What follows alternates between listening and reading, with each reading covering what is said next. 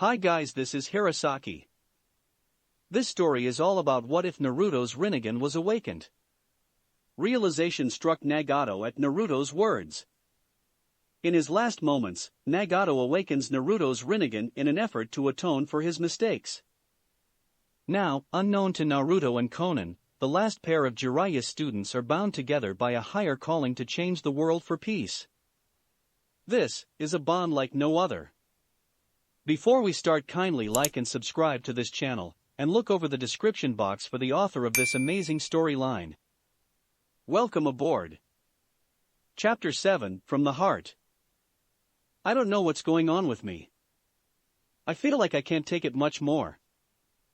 Nagato. First-person view. It was another day for me. The second day of my permanent stay in Konoha. This was so confusing. Of all of the people I could have ended up being around, what was I thinking for allowing my guard to fall so low? This village despises my very existence, and yet I am living in it. I knew this would happen if I ever let it get this far. That's why I didn't join Naruto in his original offer in the first place. But, somehow, I am here. It was almost as if fate was actually playing with us all like puppets on strings. Was there a purpose? I got up and started a slow pace through the forest, not really thinking where I was going. I just wanted to be alone. Just being around Konoha sent shivers down my spine. The tears kept coming and coming, but it was hopeless to even try to stop them. Every attempt to seize and desist these forsaken tears only let them flow even more. I'm crying, but I don't even know why. Konoha. Just thinking about this place makes me dizzy. It's like I am their property. What was my reason for staying? Why did I bother to even train that simple-minded boy? He's so naive with his ideals. What makes him think that he can save the world? It made me angrier the more I thought about it. Why did I trust in him? How can Nagato put so much trust in this boy, who can't even do a fraction of what he could do?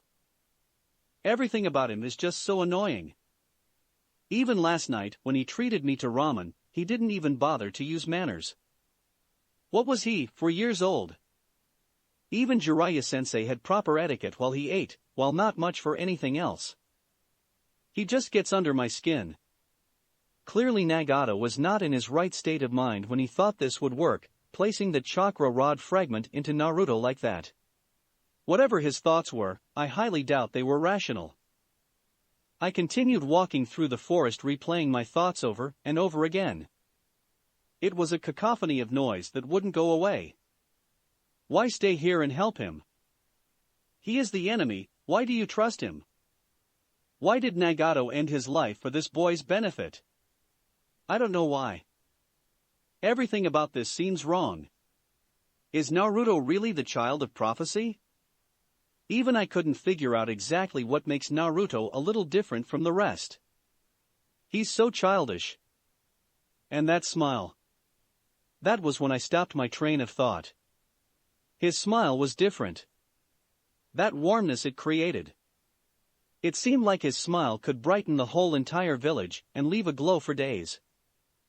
For some reason, every time I am around him, it is as though I don't have as much to worry about. Can I honestly feel that way about someone who seems to know nothing? He's young. End first person.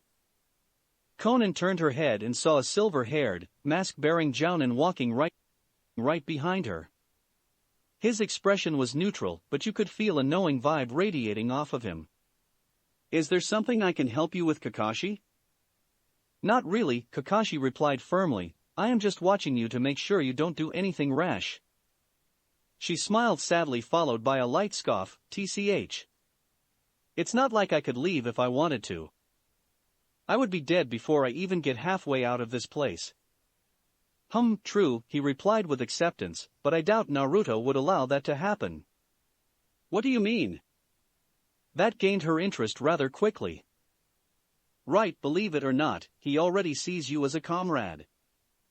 He doesn't let his friends die so easily, the silver-haired man responded while gazing into the sky. Her eyes widened slightly from what she just heard, comrade? Yes, in his eyes, you are already his friend, Kakashi came back as if answering her unvoiced question, and although I don't totally agree with your residence, it's not really my decision either. Konan didn't have any retort to that statement. It only left her to ponder more on the reasons she survived that fight with Madara. If Naruto wasn't there to come in and save her the way he did, she would have died and hit the final nail in the Akatsuki trio's coffin. Naruto was there almost as if he already knew, but she knew her friend Nagato had something to do with that. He came just in time to save her and basically gave her a second chance. Her eyes widened slightly once she thought about something. It was something that she didn't think about earlier and would keep the new question for later. Naruto is a strange character, Kakashi, the blue-haired woman replied bluntly while staring at the ground. The man's sweat dropped at her statement while closing his eye and rubbed the back of his head. Yeah, he gets that a lot. But, the male jounin continued while opening his eye again, it's just the way he is. Everything he does influences everybody. He has a strange way of getting into everyone's heart. Konan couldn't help but feel a little truth coming from that statement. She thought about how Nagato changed after hearing Naruto's explanations in the hollowed paper tree. I can see that from the way the villagers view him. It's almost as if everyone depends on him. Well, you can say that, Kakashi replied in a slightly resigned voice. He's like beacon of hope that gives everyone confidence, not only in themselves, but with the entire village as well. Maybe that's what keeps me around him, she thought while looking around into the trees. I did say that he gave everyone hope. Did I think I was an exception? Her thoughts went back to her fight with Tobi/Madara again, during the time she spoke so confidently about Naruto's light. I know. No. He gave me hope as well, the blue-haired leaf Nin replied solemnly while looking over her shoulder. She started taking a few more steps toward the leaf village while wiping her eyes, and don't worry about me. I'm not going anywhere anytime soon. Not because I have no choice, but because I have a duty to fulfill. He is the child of prophecy after all. She then paced alone back into the village, leaving Kakashi to himself. Once he was alone, he started quietly thinking, the village isn't the only thing that Naruto seems to be getting to. After that was said, a slight smile crossed his face. Maybe she isn't all bad. Whispers came from all directions as a woman walked through the village and rubble. Things were sort of a mixed match of buildings and debris as people were busily working trying to fix their old lives that they cherished. It didn't take long before people realized who was walking beside them, and they immediately dispersed trying to get away from her. Most people who already knew who she was just ignored the woman and pretended like she wasn't there, as if she were a part of the background that held no significance. She didn't care though. Obviously, she wanted to tell them off, but trying to talk to people who were living in their own world was kind of hard to achieve. You can't tell anyone something if they were too blind to take things into consideration. What was the point? They would only ignore her or talk over her, which was something common to people who wouldn't understand what she had to go through. She was currently brooding at the moment, which was something that was becoming a habit for her. She wasn't just in thought because now she fell back into her anger phase again. It seemed as though what Kakashi said didn't really stick with her very long, because she was already thinking that Naruto knew nothing of her. She layered herself with more denial at the boy and what he can achieve, although earlier she said herself that she believed that Naruto is the prophetic child, and that he gave everyone hope. Her random mood swings were getting more severe the longer she stayed around here. While the woman was in her thoughts, an ANBU member poofed randomly in front of her. It didn't scare her, although it did make her flinch because she was deep in thought beforehand. The ANBU stood only for a second before he ordered, "Follow me." Knowing she wouldn't be able to decline, she nodded her head silently and let him lead the way. After following the ANBU for several minutes, they came across another end of the village. It had a lot less people in it who were busily building houses and frames for support. People were painting, lining electricity, creating plumbing systems, fixing roofs, and whatever other mundane tasks that were required to build housing. You could also see a small group of children playing off to themselves across the street from where the buildings were being built. 2 were girls while the other 2 were boys, and each child looked no older than 5 years old. The sight of the children playing and enjoying themselves almost brought a smile to her face. Almost. "All right," the cloaked figure replied to the blue-haired woman, snapping her attention away from the children. "Your task is to help these people in whatever they require your assistance for. You will continue working until they stop working." The ANBU was replying in an authoritative tone, signifying it wasn't a request, but a command. She only nodded her head again, and looked unamused at her surroundings, until a voice broke through the air. "So, is this our help that was sent to us by the Hokage?" An older man, roughly in his 50s or 60s with small rectangular glasses whose hair was graying on his head and goatee from age, came up while grasping a hammer in his hand and laying it on his shoulder. "Yes, Tazuna-san, this kunoichi will be aiding you with your work for today." Good, the elder man replied while rubbing his chin. "She will do just fine. All I needed was one person, and it looks like I can now settle my worry." The ANBU looked at the new jounin once more before he disappeared by Shunshin, leaving Konan with the elder man. He gave her a once-over and smiled before he wiped his forehead with his arm. "Well, grab some tools and let's get down to it, shall we?" She only nodded her head with an emotionless mask across her face, took the tools that were lying around and began doing whatever Tazuna asked of her. Space break. It was around 3 o'clock, the hottest part of the day. Konan had been helping basically all day, and was seeing the effect on herself. She was sweating profusely and always asking for water more often than necessary, but she never did complain or bother about anything else other than being dehydrated. It was more or less like she was on autopilot and just doing the labor like a machine. Numb to life and her surroundings, and only did what she was told. Sometimes she would also mumble something to herself, but it was always too low to make out whenever she did say something, so it was ignored. Tazuna began to watch the woman as she slowly descended into an even more robotic state, if that were possible, and began to question it. He may be old, but he knew that something was troubling the young woman and keeping her from giving her all to the project. She was a leaf ninja. She should be more willing than even the foreign builders around here.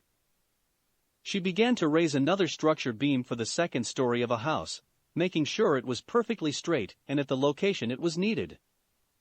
When she went to grab nails and the hammer to put it in place, the beam began to lose balance and started tilting in the direction of other beams that were currently unattached because other workers were busy with those beams about to nail their own.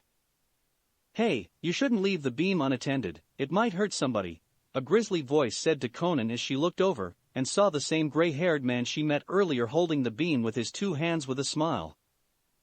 Her eyes widened a little, but she regained her mask, not wanting to really talk to the man. "Sorry," she replied with blank eyes while taking the wood from his hand and placing it back where it was before. The man looked at her for a moment, but started working beside the woman, trying to keep a steady pace with himself. After watching her continue with her mechanical behavior, he decided that now was the time to speak up. "Look, I know it's not really my business, but I am just curious to know if you are all right."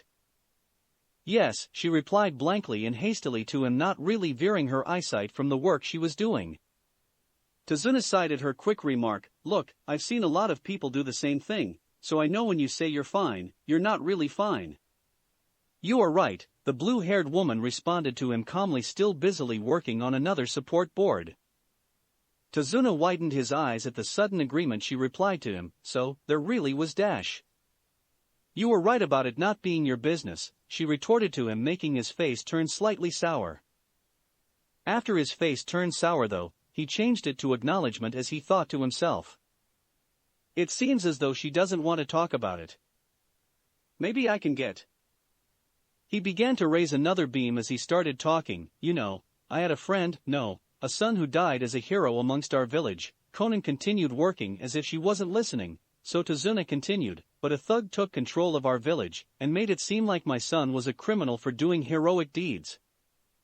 That evil man took my son and executed him in the town square." He paused slightly at the memory and closed his eyes while a sigh escaped his lips. "Of course, it left the whole town in shock, not only for the execution, but for the fact that he was a hero amongst them that fell at the hands of this evil man.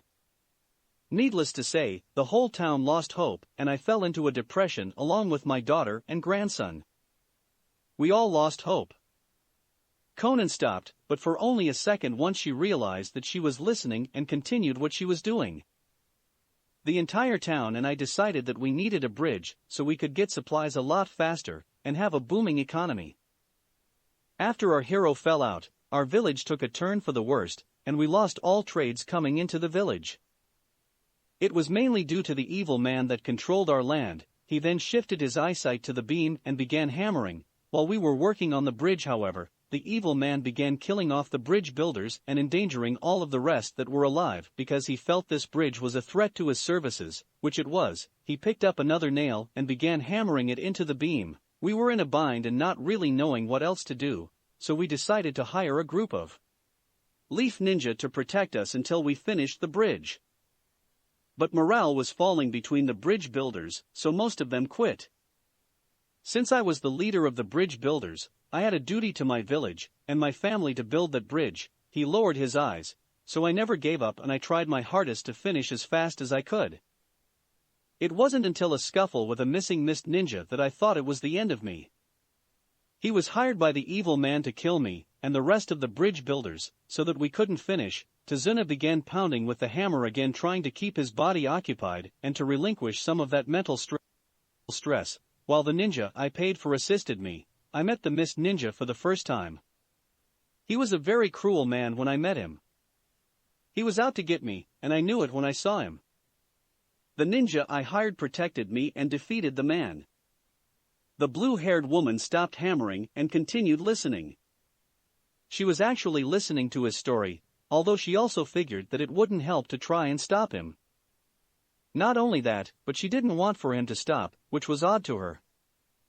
Noticing discreetly that she was actually paying attention to him, he played a smirk on his face and continued. I was escorted to my home and began building on the bridge. The ninja watched over me and the other builders while we worked, but he stopped a second for added effect. That same mist ninja came back and tried to attack again. Those ninja fought their best to defeat him and his teammate that helped him. Unknowing to us, the evil drug lord decided to ambush us all during the fight and thought he could outnumber us to win. Tazuna picked up a beam and put it in place. That mist ninja then realized that he no longer had to kill me and went after the thug and mini army he created and ended the evil man's life. He turned and gave her a grin, causing her to immediately turn her head and continue her building, as if she was never paying attention to him in the first place. Needless to say, we were able to finish the bridge and gain a prospering village again. That statement caused the man to heartily laugh out loud. Others looked at him with a grin, probably workers from the village he came from, but only for a moment before continuing on their tasks. I was so grateful to the ninja that helped me that I even named the bridge after one of them. His laugh then died down and he put on a confident look. The one I named it after was the one that gave me and my family the courage and hope to move on, continue with our lives, and never give up. When I first met him, I thought he was just another brat who didn't give a damn about anything but himself. But once I realized that he never gave up on his word and was even the one that wanted to ensure my safety the most, I changed my mind about him. A thankful smile appeared while he said the next few words. He looked over to Konan, who had forgotten that she was even looking at him, and said, "He gained my respect." The boy was very strong and selfless. Something that the entire village of mine needed for a while. In our village's eyes, he is pronounced a hero. His name is Naruto Uzumaki. The blue-haired woman replied barely over a whisper. Tazuna gave her a surprised look as it quickly turned into a smile. "Oh, so you know him?" Konan's eyes widened slightly at the man's sudden answer. Naruto was A round of laughter from a group of children kept her from finishing her thoughts. After hearing the children, Tazuna noticed them and walked over to the edge of the building from the second floor to see the little kids from earlier. They were playing around and on top of a building that was still in shambles, right next door to the building they were fixing. The one next door looked close to collapsing on itself, and they were playing like it was no big deal. With a great shout and a hand to his mouth to enhance the sound, the man yelled to them, "Hello, young children. I'm sorry, but you can't play in the buildings. Please move into the street. That house is dangerous." Konan couldn't hear the children too well, but she could make out something that sounded like a "yes sir" and a shuffling of feet. Tazuna walked back over to Konan and gave her a smile. "Sorry about that. So, as I was saying, you really dash." Bam. Boom. Bam. A giant sound erupted from the building next door as it began to crumble and fall to the ground. All 3 stories of it. The workers all huddled to the edges of the second story to get a good glimpse at what happened, even though they missed most of it and just saw the ending where smoke plumed into the air. Tazuna looked at it for a moment and breathed a sigh of relief before walking back over to the blue-haired woman's direction. Well, at least the children got out of it before dash. Miyo-chan. Tazuna's face went morbid as he rushed back to the edge of the project.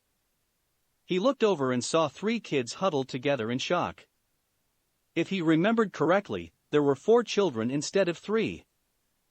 A girl was missing from the group. A little girl is trapped inside the building. What?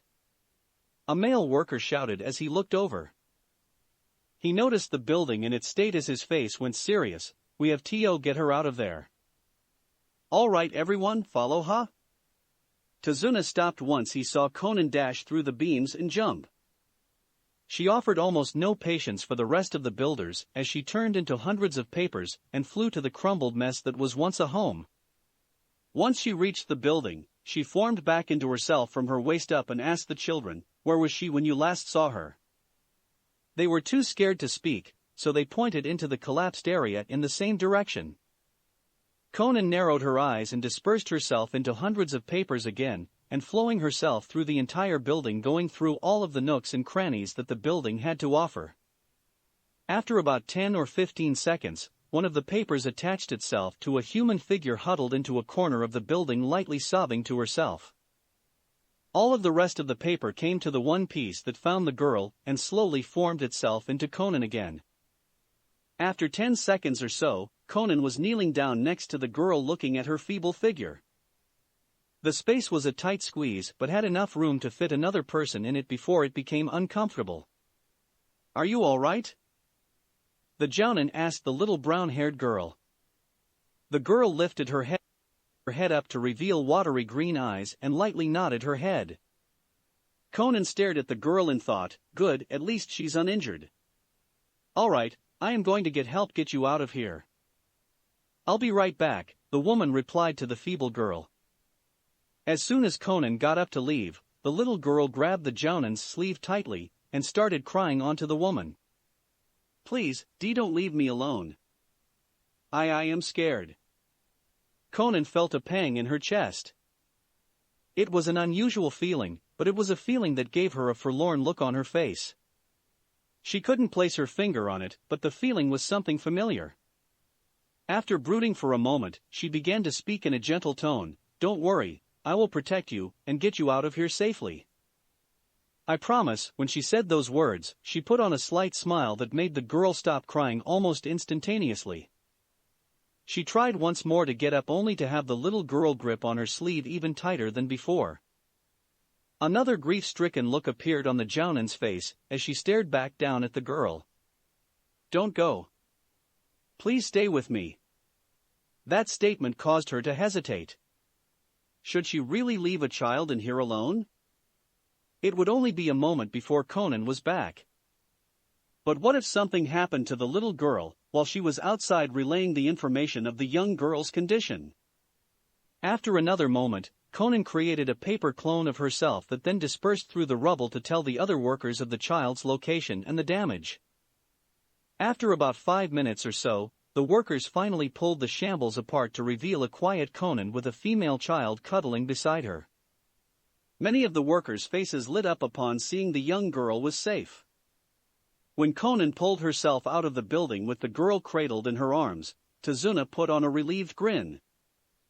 "I checked her for any problems and she is fine, the blue-haired woman replied to Tazuna and the rest of the workers.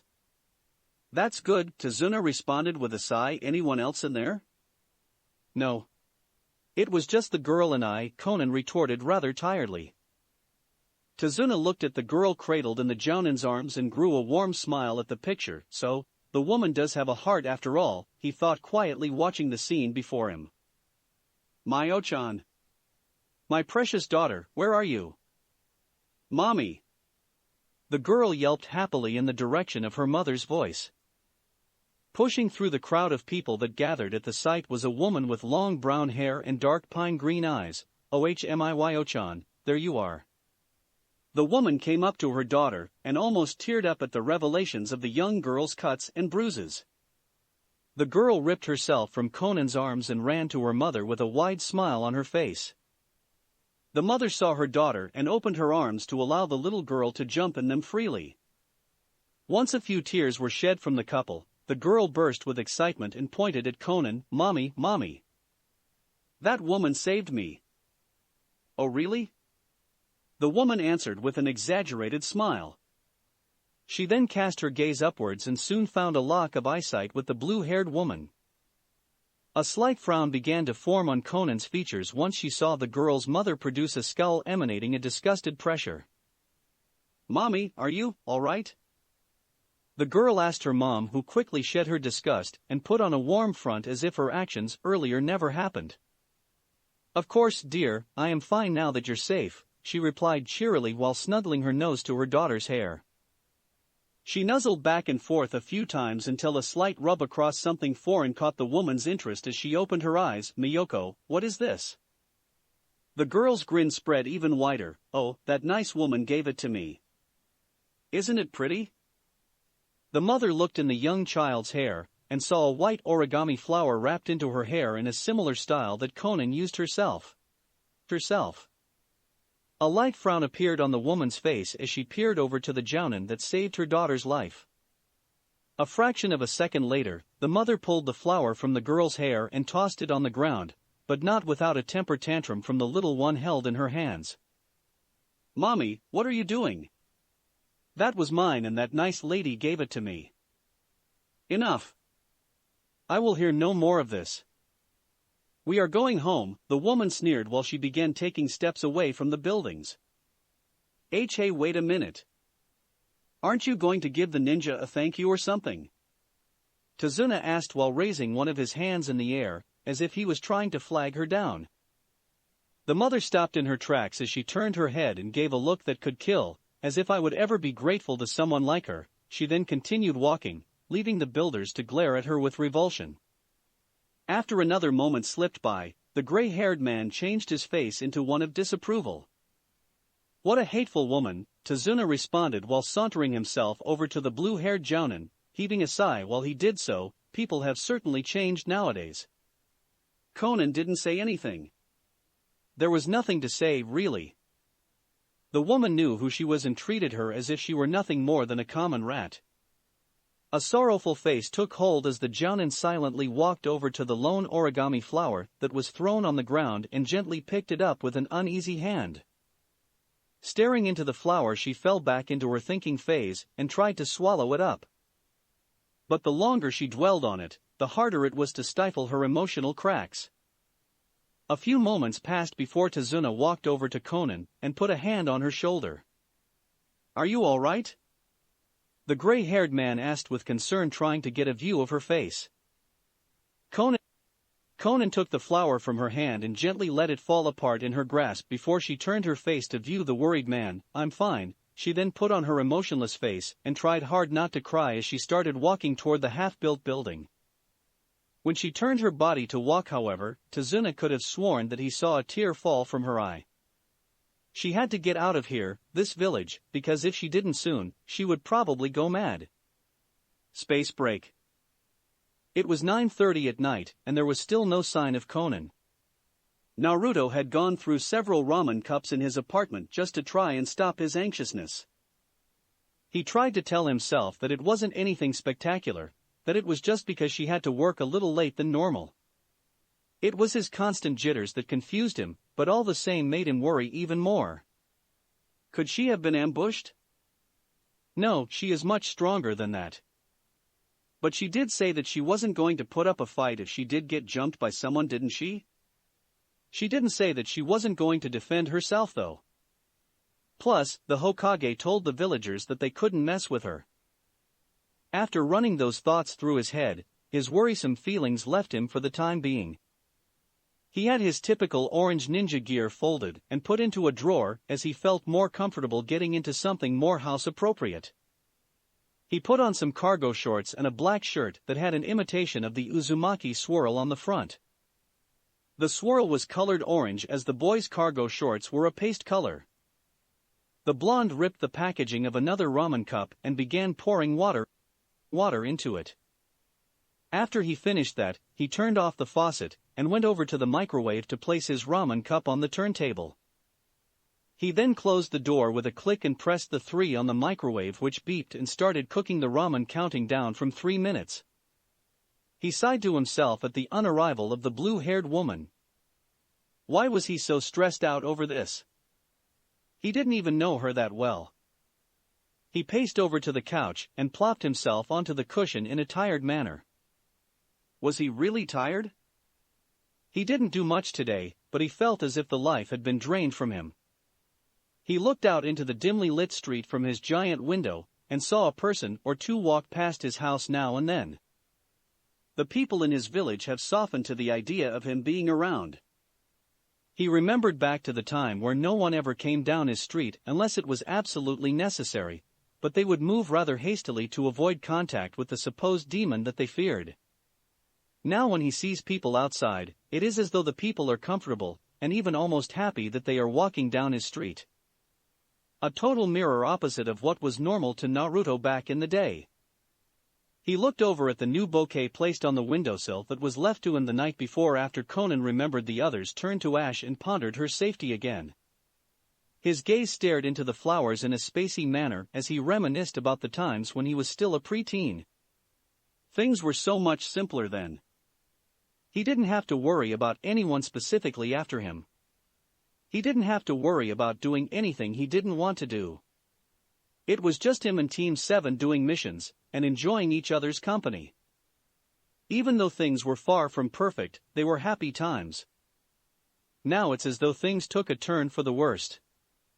Sasuke, a member of Team 7, defected from the Leaf. Kakashi already died once and the Akatsuki came after the Jinchuriki and hunted him down, all because that Madara guy was in control the entire time. Flashback.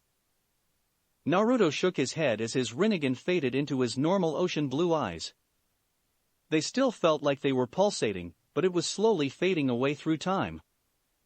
Nagato watched the boy as he composed himself and gained proper footing.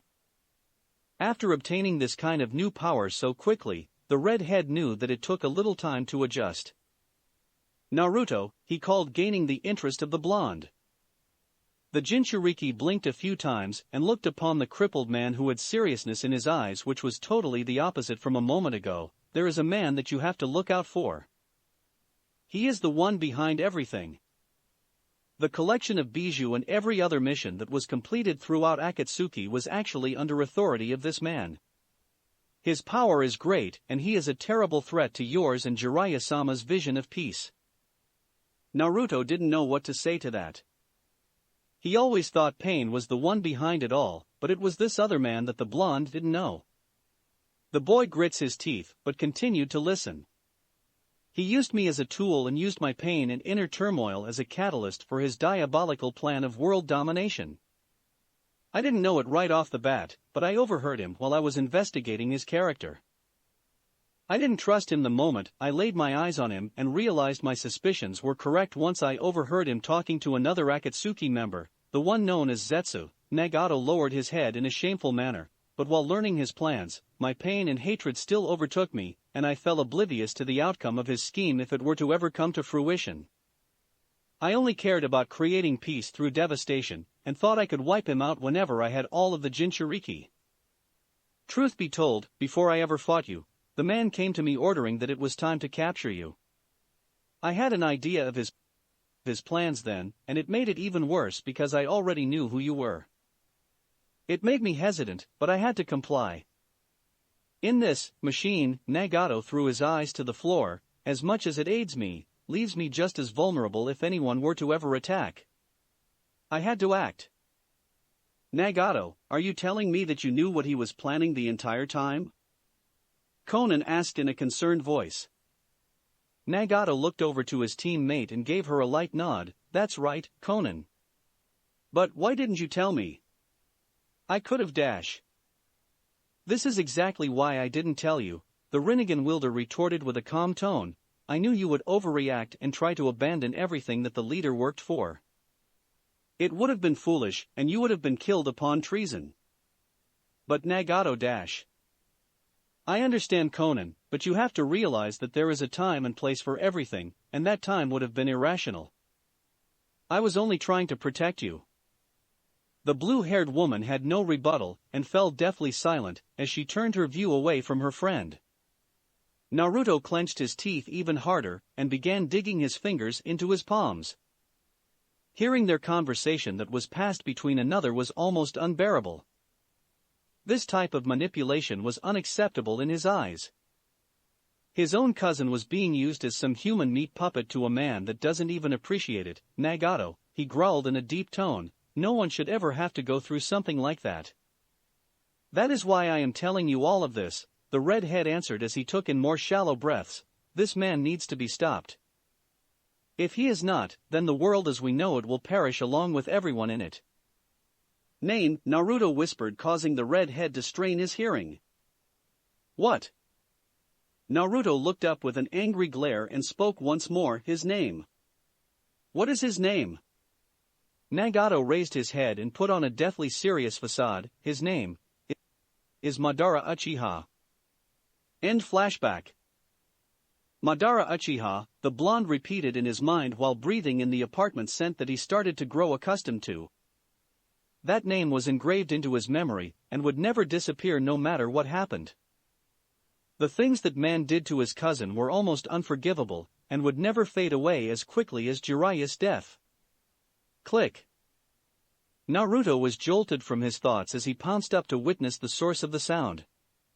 His eyes widened once he gained a sight of the person he wanted to see this entire time. Konan was standing in front of the front door with a tired, but mentally tired look as she gazed to the floor. She looked as if she was spending a lot of time in thought, but who could really blame her, right? Naruto peered at her face and mimicked her slight frown that appeared on her features. Are you alright, Konan-chan? The blonde asked cautiously, trying to get a better glimpse of her reaction. She was completely silent and didn't answer Naruto's question or curious gaze. She just stayed in the same spot and looked to the floor as if something was going on down there. Naruto noticed this and tried to ask her another question to at least release the frozen atmosphere that was placed upon the room once she stepped in. Do you want anything to eat? I can buy you something if you don't want ramen. Konan clenched her fists tightly while obscuring her vision in between her blue locks. There was something on the inside that was threatening to burst forth any moment, but the woman was holding it and trying to keep her grasp on it as tightly as she could. Why do you call me that? Ha! Call you what? The blonde asked while scratching his head. He was confused of her question, and it left him quite baffled. He didn't remember calling her anything bad, so why did it feel like he was getting his head chewed off? The blue-haired jounin only became even more irate than before. She gnashed her teeth trying to hold back the emotion as she slowly stuttered out a sentence. Why do you put Chan A at the end of my name? What is this? I can't control my stuttering. What's wrong with me? Naruto saw her face mixed in between sadness and fury, and a tiny hint of confusion. There was something about her that made him feel uneasy, but he should try to cheer her up. Maybe making a smile will change it? He then grew a foxy grin from ear to ear and responded with clarity, I do that to all of my friends. There's that smile again. Why is he smiling? Friends? Her head raised up in a furious rage, her facial features grew sharp with her eyes widening angrily as her tone turned sour. Friends? How are we friends when you know nothing about me? But, Konan-chan, I dash. No, you don't understand shit about me. She pointed her index finger stiffly at him, causing his eyes to widen. You weren't there when my parents were killed when I was only 8 years old. You weren't there when I was forced to look after myself, not knowing when my next meal would be or where I would lay my head the next night. You weren't there when Jiraiya-sama was training me and my friends. You weren't there when Yahiko was killed. You weren't even there when I was asking myself if things would get better, and they didn't.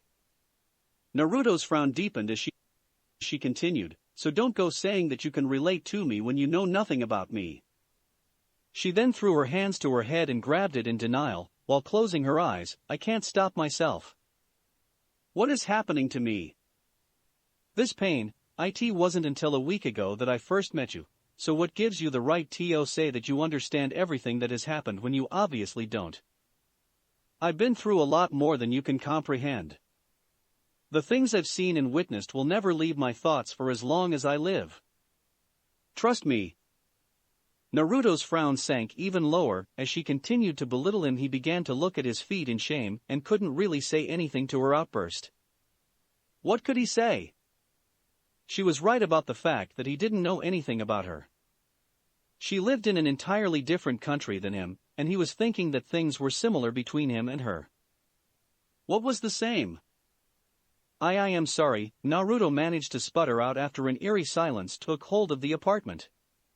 You're sorry? As if your excuse can do anything, she retorted while calming down slightly. No matter what apology you throw at me, it will never help me forget my times in utter hell. Then let me stop the hell from ever coming back. Naruto shouted out loud to the woman, who widened her eyes in surprise. His face saddened a little further before he spoke again. I realize that your life was harder than mine, and I know that I can't erase the pain you've gained through the years. He softened his eyes as he let their sight fall to the floor, slowly clenching and unclenching his hands in the process. But at least I can end it here. Does he honestly think he can just get up and end it now, like it will just go away forever? I can't. I just can't believe him. There's too much. It won't go away. It hurts. How can you end it if you don't even know who I am? Konan was still running on hysterics, but her voice level dropped dramatically.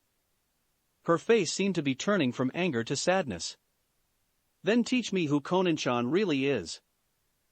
Naruto fumed, making the jounin freeze with a gasp caught in her throat. Teach me the one that cries at night all alone while others are enjoying the night spent with their families.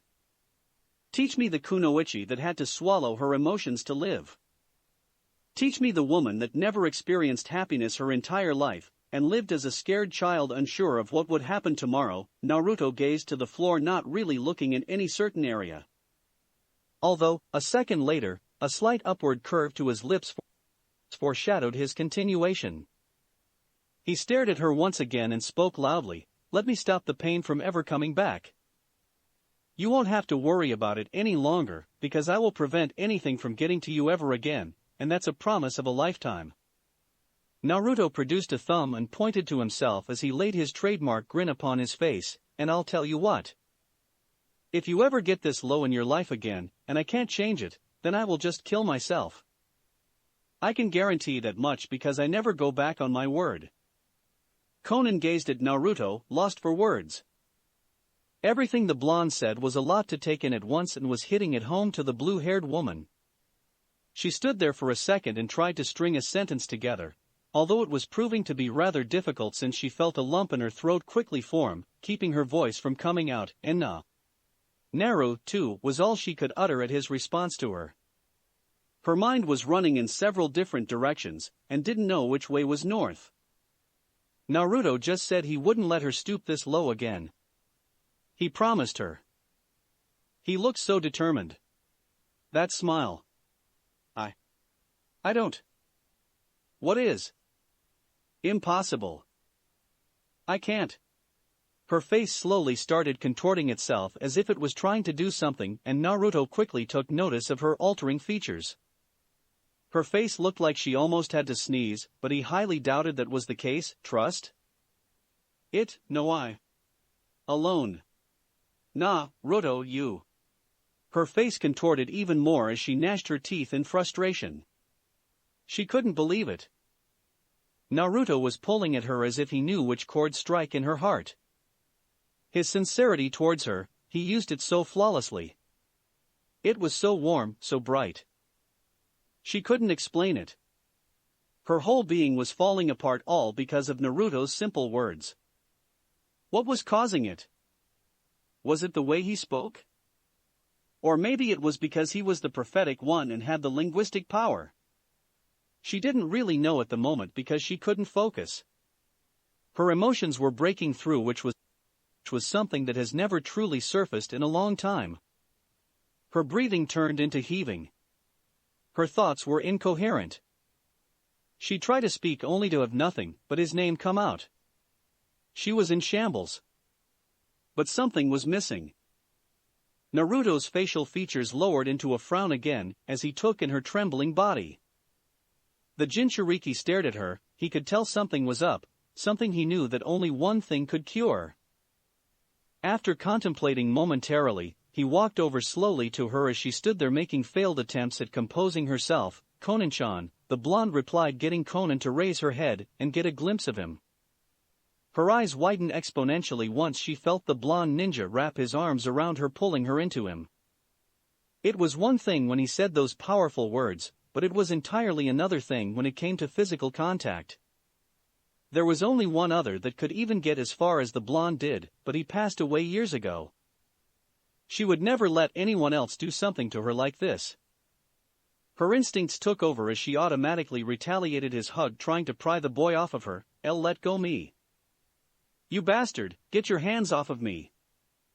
Her voice trembled while she began to punch him in the head with her hands, but that was proving to be useless as the boy held on for dear life. You don't have to hold it in anymore, Konan-chan, let it go, the blonde murmured to the jounin, who was still trying her best to rip herself free. Let me go. Damn it, the blue-haired woman screamed as she began to lose herself.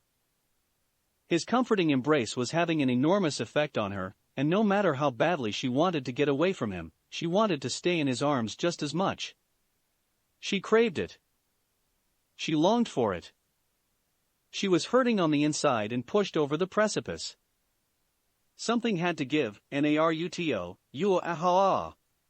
Her eyes closed tightly as her punches became less and less dangerous until they were nothing but light taps to his noggin.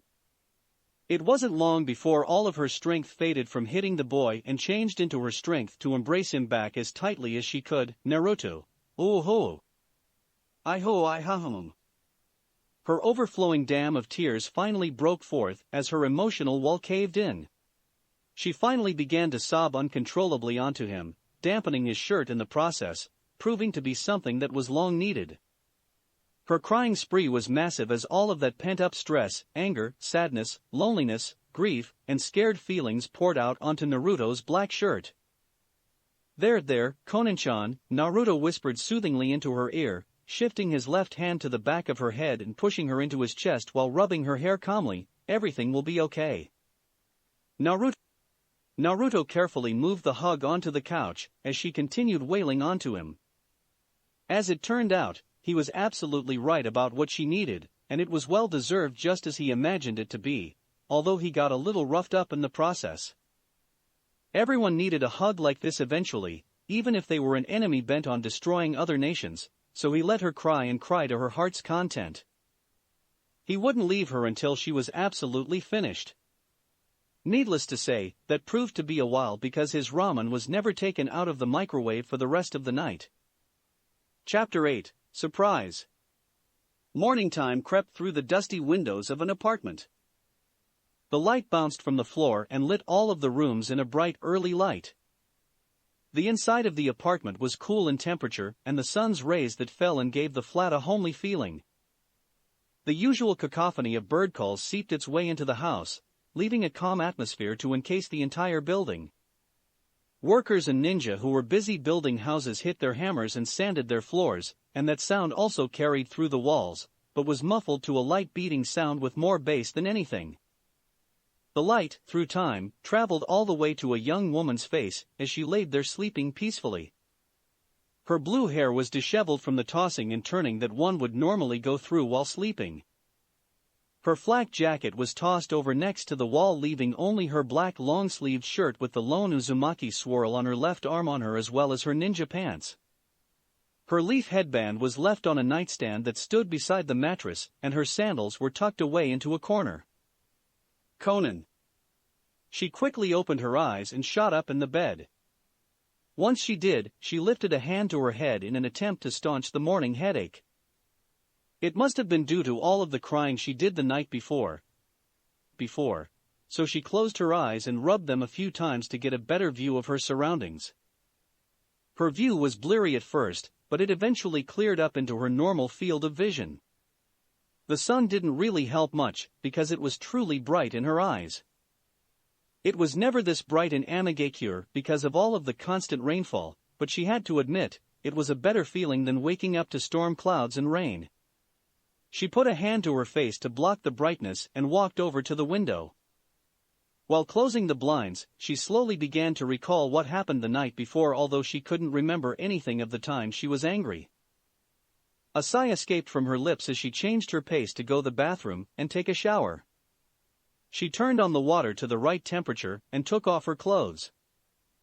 Once she finished undressing herself, she stepped inside. After feeling the warm water cascade down her body, she continued thinking about what happened last night. That was truly the lowest point in her life, and she could vouch for that. She had never once broken down onto someone so freely like she did the night before. She never had to. But after reaching that point in her life where she had no one else who knew who Konan really was, she couldn't help it. She almost lost herself. All of her friends were gone, and she also aided in killing Jiraiya, the only father figure she could really confide in since her parents' deaths. It was a real weight on her and a big sadness on her heart, but oddly enough, she didn't feel like crying about it. Maybe it was from her crying session the night before? A slight smile formed on her mouth at Naruto's recklessness to help her. She had to give the kid respect for trying something so bold, but she couldn't deny the fact that she enjoyed it. It was calming and she relished every moment from that time. If people were to question her if she liked the boy, she would decline it. She had no real interest in love ever since her last boyfriend died, and wasn't planning on having another anytime soon, if at all. Not only that, but Naruto was way younger than her, basically a decade younger. She would be pushing pedophilia if she ever thought of a relationship with someone his age. What on earth am I thinking? She thought with a slight snort and a shake of her head. There was no way she could ever see that happening, and even mentally laughed at the thought coming up. Speaking of Naruto, I wonder if he's awake. We will have to continue on his lessons today. She stepped out of the shower and dried herself. She put on the clothes she had the night before, but not without mentally complaining at the lack of wardrobe, knowing that her clothes probably stink. She stepped out of the bathroom and into her room, where the rest of her clothes were. Afterwards, she put on her flak jacket and zipped it to the top. She then picked up her leaf hitayate and wrapped it around her forehead, tying it into a knot with its tails to secure it in place. After she dressed herself, she slipped on her sandals and walked out of her room. Naruto's room was across from her own, so it wasn't much of a travel. She knocked on his door and awaited a response. When none came, she opened his door and took a peek inside. He could sleep as hard as a rock for all she knows, so why not check? Check. She creaked the door open and peered inside. She then heaved a sigh and opened the door all of the way. He wasn't there. His room was completely empty and was also messy to boot. She hissed in disapproval but silently closed his door until she heard a click. Dirty and messy things were a pet peeve for her, as she was always a neat and tidy type. Now she could only guess he was in the living room waiting on her to get up. She took a few steps until she came around a corner and made her way to the living room. Hey, Naruto! She stopped abruptly once she stepped the corner. No one was in the living room either. A small frown appeared on her face at this new development as she stood there taking in the view. He must have been called for something important, she mused silently. After contemplating a little more on whether or not to go outside, her stomach grumbled lightly. She shook her head once she remembered she went straight home, and didn't bother to grab anything to eat. She also mentally kicked herself for not eating once she got home too. Knowing that there was probably food in Naruto's kitchen, she turned around in a 180 and went to the cabinets. But what she saw when she turned around took her breath away. She slowly walked over to the dinner table and saw an object placed on the surface. She couldn't understand how she didn't see it earlier. It was literally something that screamed attention. Its design was almost perfect. She couldn't even speak, it was so beautiful. What lay in the center of the table was an orange-colored origami flower with a note beside it. She picked up the flower and looked at it in awe. She knew it had to have been from the orange-clad boy himself because, for one, Naruto was the only one living there other than her, and two, he would have been the only one to pick orange out of all of the colors in the color wheel. He was the only ninja that wore orange all of the time. She placed the flower back down on the table and picked up the note in its place. She began to read the contents, going over everything as slowly as she could. Dear Konan-chan, I hope you like it. You lost your old flower, so I thought I would make you a new one. I know it's not much and seems like a sad attempt to apologize for my short-minded thinking, but I hope that you can forgive me for what I've done. I'm sorry. Naruto. A small upward curve graced her lips as she read the note once more. His apology was so childish, bearing something handmade and a note that lay beside it. But something about the apology made her happy on the inside. Naruto actually took the time to make an origami flower, which is something that is not relatively easy, and judging from the way Naruto is, he didn't know a thing about origami. That can only mean he spent quality time on it.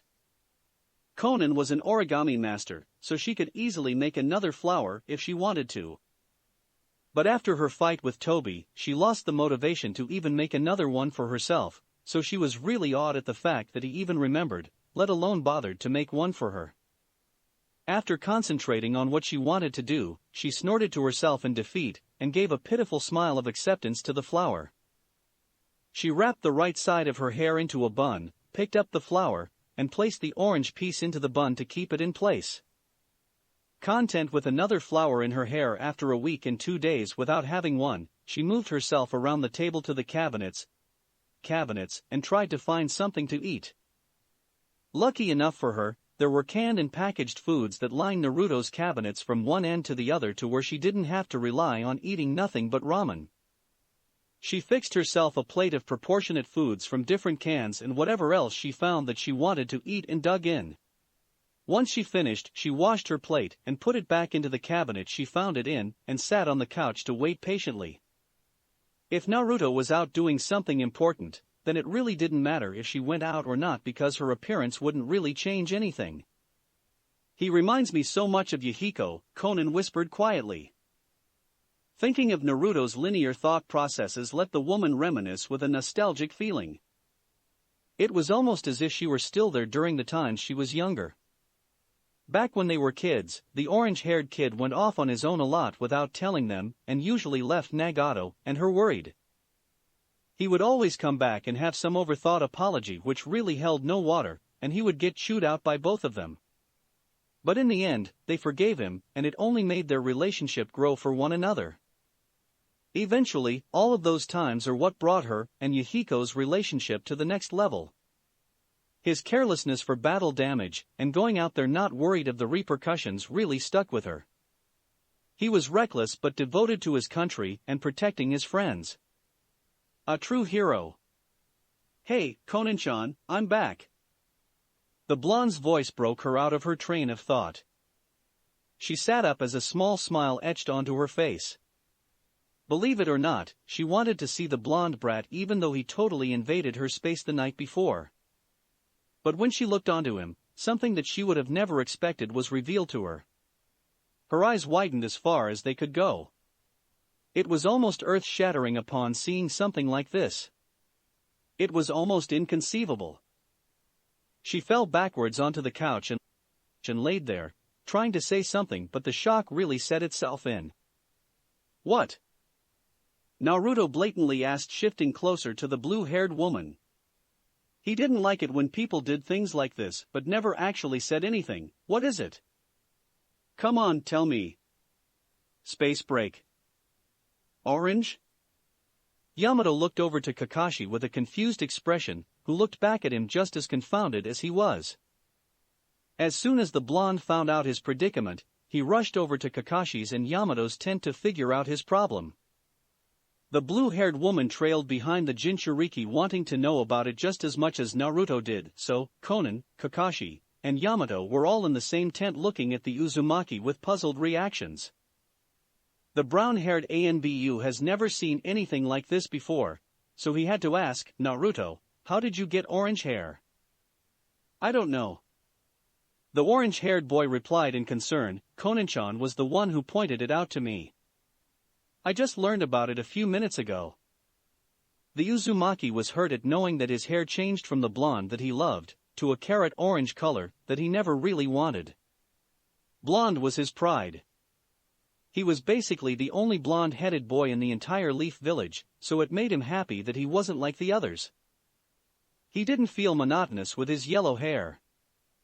Even though orange was uncommon in the Leaf Village, blonde was more awesome in his opinion.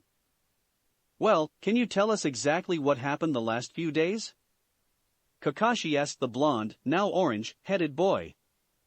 Naruto thought for a minute before he brought up anything. Well, all I've been doing recently is training on my Rinnegan powers. I haven't really done anything else. Yamato looked over to Kakashi again before going into a thinking phase, placing his hand to his chin. This only further solidifies our conclusions from the other day. I have to agree completely with you, the silver-haired Jounin responded with a nod. That is exactly what it is. Wait. Can someone fill me in? I'm kinda lost, the orange-haired boy asked curiously but with annoyance. Yamato stopped his thought processes and looked at the boy with a somewhat serious look on his face. Remember when we checked on you the other day for any abnormal behavior regarding the Rinnegan? After he received a head shake in approval, he continued, well, Kakashi, and I talked about how the Uzumaki carried the Rinnegan as a Kekii Genkai and, well, your hair change must have something to do with your awakening of the Rinnegan. That is if we are correct, Kakashi intervened, gaining the interest of the wood user. If Yamato is thinking the same thing as myself, then your Rinnegan has awakened your Uzumaki side of your genetics and placed equal dominance amongst your blonde side. The Uzumaki were known for their red hair, Yamato answered, continuing Kakashi's statement. We know it sounds a little too simple, but in other words, your Uzumaki red hair genes dominated with your blonde genes equally, making your hair orange. Naruto gazed into space after he heard that. He was a little sad knowing that his trademark blonde hair was replaced with a medium orange color, but after thinking a little longer, he realized it was something small and an aftereffect of the Rinnegan. He couldn't always have the best of both worlds, so he swallowed his pride and gave a smile. Well, I guess I can't complain. He then put his hands in his pockets. That only means my mom's side is finally coming in. Hold on, Kakashi said, cutting Naruto off before he could say any more. What makes you think that it's your mother's hair? Oh, Naruto responded, growing a huge foxy grin from ear to ear. I met the fourth Hokage. All three of the other participants in the room widened their eyes in surprise. No one really suspected that answer to come forth. Yamato and Kakashi knew what happened to Minato, and Konan had a basic idea as to what really happened. After a second, Naruto continued, he's the one who stopped me from becoming the nine-tailed beast. But, isn't the fourth Hokage dead? Konan blurted out, looking very confused to the others in the room. Well, not much is known about the Shiki Fujin technique, Kakashi responded while gazing over to the blue-haired woman. I'm guessing he must have put some of the last of his energy into Naruto before he died. He told me, Naruto began while staring intensely onto Kakashi, that the guy in the mask from Akatsuki was the man behind the fox attack 16 years ago. He said that he was so strong that not even he could do anything to stop him. Kakashi and Yamato immediately remembered the swirling masked man that they fought during their hunt for Sasuke. He's right, Kakashi-san, Konan told the silver-haired man. That man is the true leader of Akatsuki. He has worked in the shadows and bided his time until the time came for him to carry forth his plans. He used Nagato. It is all just some game to him. But if he used pain, then he is most likely using Sasuke too. The boy retorted with venom flowing from his syllables. It just as Jiraiya feared, the silver-haired man answered with a grim look to his features. That's who was behind the attack 16 years ago. Madara Uchiha. Naruto's eyes widened in realization. That's who Pain told me to watch for. Who is he exactly? Madara Uchiha was the former leader of the Uchiha clan who was supposedly defeated by the first Hokage.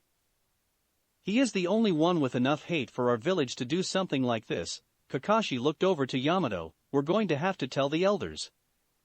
Yamato nodded his head in agreement. What bad timing too, since what happened to Tsunade-sama this morning. Everything went silent for the orange-haired boy as he replayed that last message. What happened to Bachan? No one told you? The captain asked the orange-clad boy. When he received a headshake and rejection, he looked over to Kakashi, who looked onto him with a look of pity, then turned his head again to face Naruto and responded, she had a relapse. What?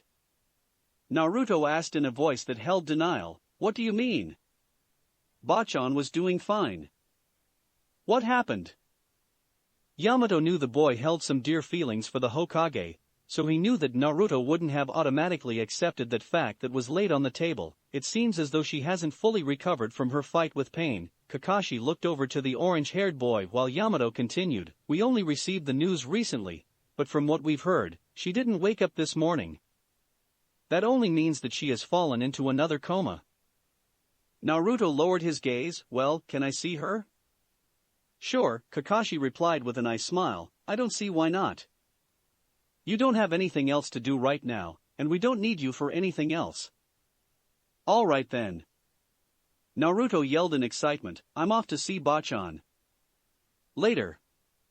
He then dashed out of the tent with pep in his step. Konan looked over to the Jinchuriki's exit and contemplated. He seems to be troubled. The blue-haired woman noticed that Naruto tried to cheer himself up. He was sad 1 minute, but all of a sudden changed it into a grin and brushed it off as though it was nothing to worry about. If this were a couple of days ago, Konan wouldn't have noticed that, but now it's as if she all of a sudden gained an extra sense. Maybe I should follow him. Konan turned and went for the front flaps of the tent when an audible voice stopped her. Hold on, we have to talk to you for a minute. She turned around and saw the silver-haired man signaling for her to come back. Konan, while holding a flap in her grasp, looked outside again, and saw the orange ninja running further away. She looked outward until he disappeared from view and inwardly sighed before letting go of the flap and turning back to Kakashi. Chapter 9, Guard and Deja Vu. Naruto blazed through the village while his mind was currently fixated on Tsunade. He couldn't believe that she went unconscious again. She was doing perfectly fine the last few days, so why did she all of a sudden slip into a coma? It didn't make any sense to him. He remembered her being seemingly normal for a while now and taking things as if nothing was bothering her at all.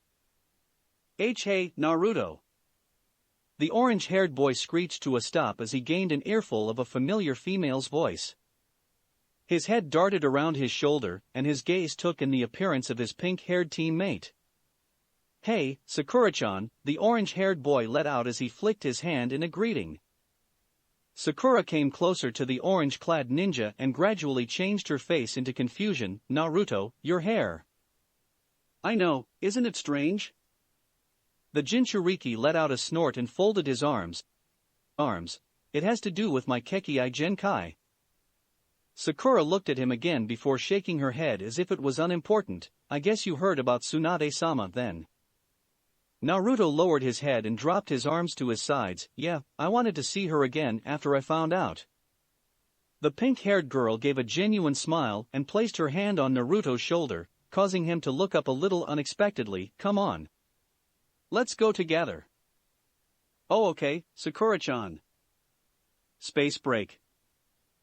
She was like this when we found her this morning, the pink-haired Medicnine responded quietly while gazing at an unconscious figure laying in a futon. We don't know what happened, but we all agree that she has fallen into another coma. The girl then kneeled beside the futon. None of us even know if she'll ever wake up again. Naruto gave a pathetic stare to the unconscious woman lying in the bed and mumbled softly to himself, Tsunade.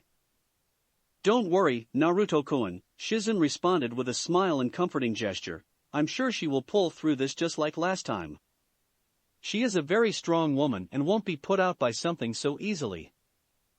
The orange-haired boy looked to Tsunade's assistant and lightly smiled. He knew Tsunade wouldn't lose to something like this. She was the Hokage and a very independent person.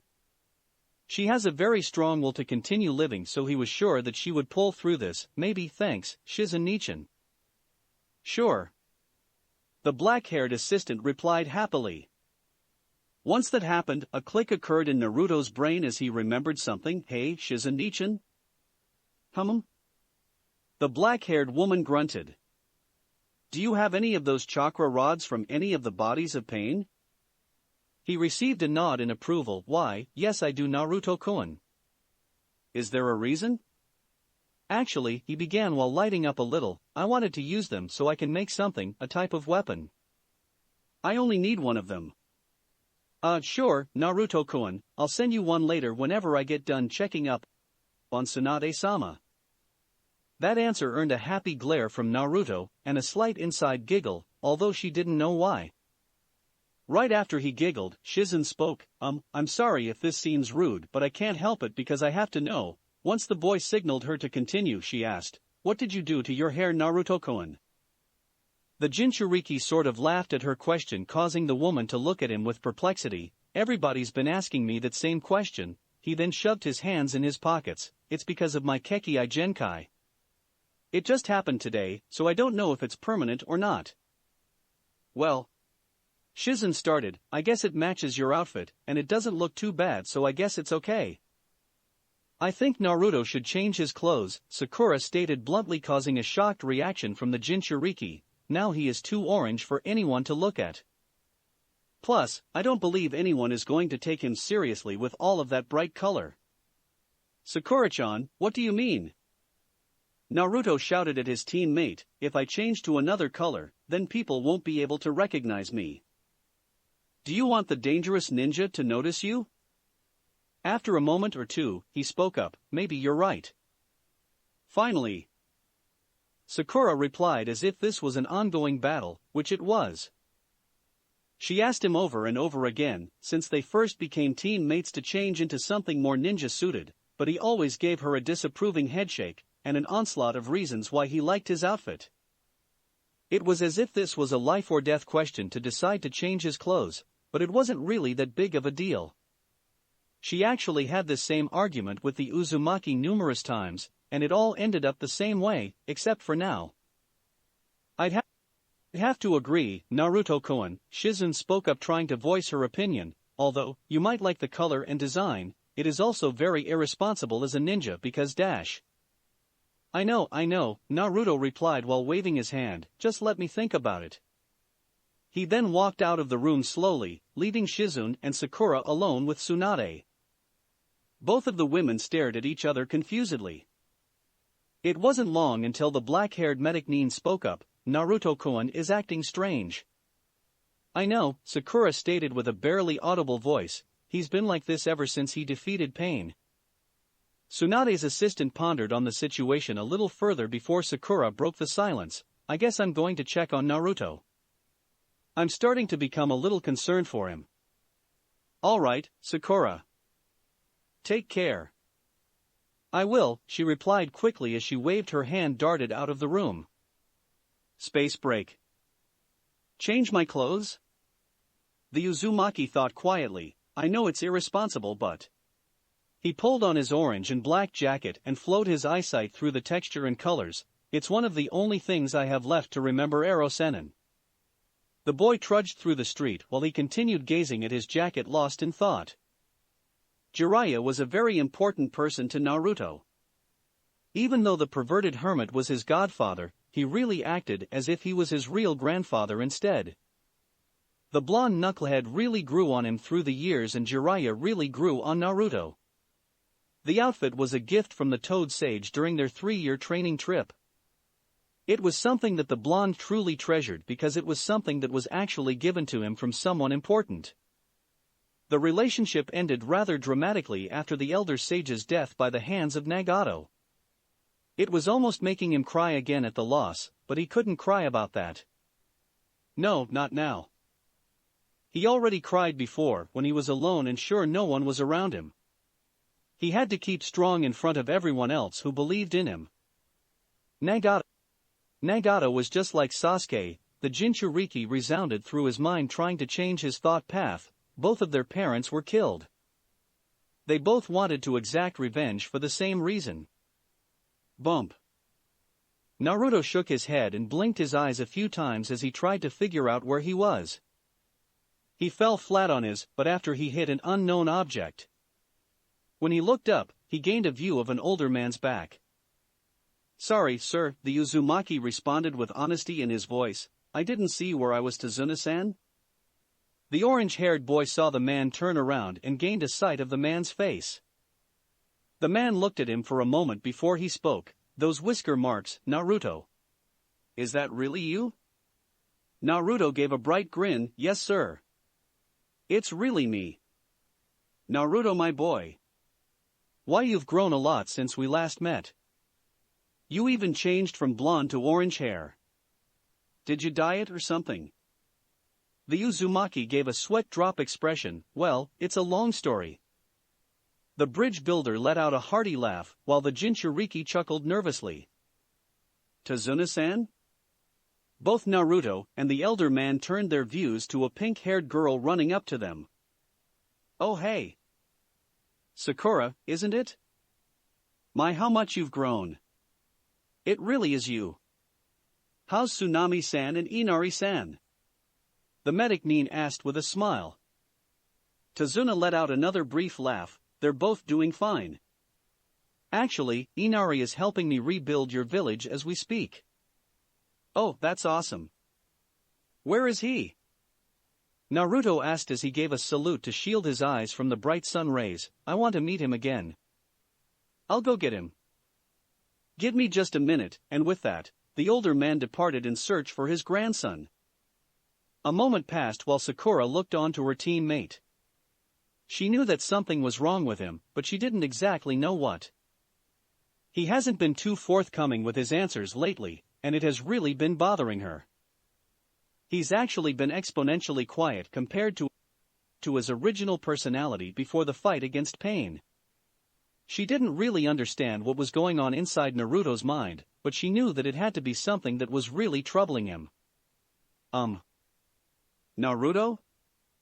The boy sat there lost in thought for the umpteenth time before the call finally registered in his mind. What is it, Sakura-chan?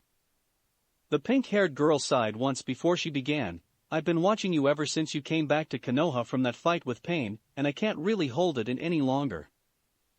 That statement really got Naruto hooked on what she was about to say. "Well, what is it?" "Naruto," she started, "I've known for a while now that there is something going on with you, but the problem is that I don't really know what is wrong with you. Even yesterday while we talked about Konan, I thought she was the problem, but I now realize that it's something else that you're not telling me. I've noticed that you've become very quiet and you don't like talking as much as you normally would. Is there something on your mind or something that you would like to talk to me about?" The Jinchuriki looked at her a little funny because, normally, she doesn't offer a chance for him to vent. But nonetheless, she is a best friend to him, so it's not like it is not supposed to happen, but usually it's the other way around. Truth be told though, Naruto doesn't really have a reason why he is acting this way. He never really thought about it until now, because he's always thinking of ways to make Konan happier around Konoha, but thinking like that really doesn't really get him down too much. "Nah. I'm fine, Sakura-chan. There's no need to worry about me." He then threw a cheeky grin in her direction, making the medic-nin feel a little weight on her heart. "Are you sure, Naruto?" "I'm positive." The orange-clad boy replied cheekily while giving her a thumbs up. Sakura felt like he was still lying to himself, but she held her tongue, because the medic knew that she would never get anything out of the boy anytime soon. "Hey, Naruto!" a voice yelled out in the distance. The Jinchuriki snapped his head to the source of the sound and saw a boy running up to Sakura and him. He looked like he was a preteen with black spiky hair that was slightly more tame than Naruto's. The boy was wearing a black sleeveless V-neck shirt with pale-colored cargo pants and wearing black sandals. "Inari?" the orange-clad boy asked with uncertainty, as if he couldn't believe it. "Yep," the young boy responded as he slowed to a stop in front of both the ninja. "That's me." "Wow, Inari. You've gotten a lot bigger from when I last saw you," the Jinchuriki laughed with a cheeky grin. "You have too, Naruto, but I don't remember you having orange hair." "I thought you were blonde?" The accused smirked at his friend's question. "I was, but I thought I should try something different." Sakura's eyes laid onto Naruto's face once he said that. "I guess it's best to keep our mouths shut about what happened." After talking for what seemed like hours, but was really only a few minutes, both parties departed from each other, and Naruto began walking towards Kakashi and Yamato's tent with Sakura walking beside him along a forest path. So, Zabuza's sword, Kobikiri Hocho, was stolen from his grave? The pink-haired girl asked Naruto for reassurance. The orange-haired ninja sighed once as he walked, while keeping his eyesight forward. "Yeah, I can't believe it. I wonder who would steal it." Naruto thought about it, but no one really came to mind. "I don't know. It could be anybody." "Naruto." "Sakura." "Wait up." Both turned their heads and saw a teenager with brown hair, red fawn-shaped tattoos on his cheeks, and dark clothes, riding a giant white dog over to them rather quickly. He seemed as if he was about to die if he didn't get to the both of them fast enough. "What?" They both replied in unison. "What is it?" "Look," the brown-haired Inuzuka replied hurriedly. "Just listen. Tsunade has been dismissed as Hokage." That reply shocked both of the ninja. Both of their eyes widened dramatically. "What do you mean, Kiba?" The Uzumaki asked, concerned for obvious reasons, but the shock was evident in his voice. "Tsunade's not the Hokage anymore because of her relapse." The Inuzuka yelled quickly. "She's now been replaced by some guy named Danzo. I don't know who he is, but he seems really shady." "Danzo?" Both members of Team 7 yelled angrily. They knew exactly who Danzo was. He has always been one of the people that both of the ninja didn't like. He was very mean and full of dark secrets that no one really knew about. But now that he has taken the position of Hokage, he could really do anything that he wanted to do now. "That isn't all though," Kiba responded so he could continue. "He's also given permission to eliminate Sasuke as a missing nin." Naruto faced contorted in an even angrier face than before. What the hell do you mean?" "I'm not really sure I know myself, but I think since Sasuke has been a missing nin for a while, that Danzo guy is now trying to finally do something about it." The orange-clad ninja grew a vein on his temple. It seemed almost as if he was about to break. Countless thoughts were running through his mind, and he really wanted to speak them a lot more freely. He was a ticking time bomb. What could he say? It just takes a small amount of air through his lungs and a violent release to ease the tension in his mind and do something about that small stress that keeps nagging him in the back of his mind. His best friend, being the enemy of Konoha, did that to him. He opened his mouth as he was about to speak. I'm going to see Danzo." Sakura grumbled while staring at Naruto. She looked him directly in the eye and wasn't leaving any room for rejection, because she knew the orange-clad ninja would say the same thing. Usually when it involved Sasuke, that is what occurred. Both of them were the only ones that knew more than the missing nin side of him, so they often thought with identical ideas. Sakura did a 180 and took a turn back to Konoha. That was when Naruto grabbed her arm. "Sakura, I don't think we should see Danzo," the Jinchuriki stated, looking to his friend. His face was showing mixed feelings, but they also kept the depressed afterglow that seemed to emanate from his body. That same afterglow that he seemed to show all of the time ever since he defeated Pain. Naruto, we can't just let him get away with this. You know that guy is very dangerous, and you can already see what he is doing. We can't dash. Sakura, the orange-clad ninja, responded with a spaced-out tone.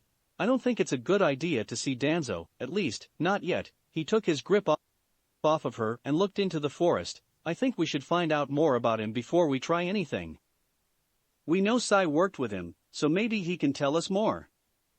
Sakura clearly took notice of this strange change that Naruto made. He didn't pitch a fit or storm off to go see Danzo himself.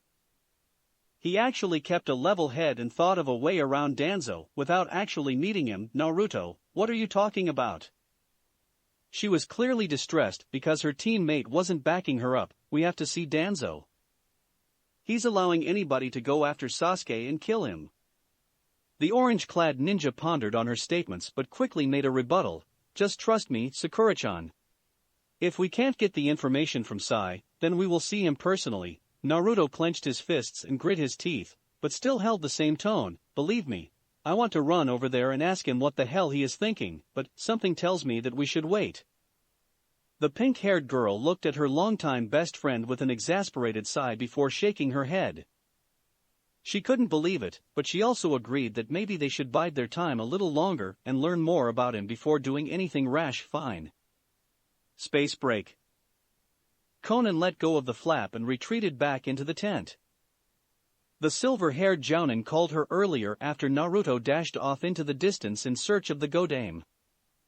The blue-haired woman walked over to both of the other ninja occupying the tent and gave them a look of unamusement, but there was something about her face that wasn't as uninterested as it could have been yesterday. Now that all of that is settled, Kakashi began while looking over to the woman's figure, we would like to know everything you know about Madara Uchiha. She mentally sighed because the woman knew that this would be the first thing they would bring up.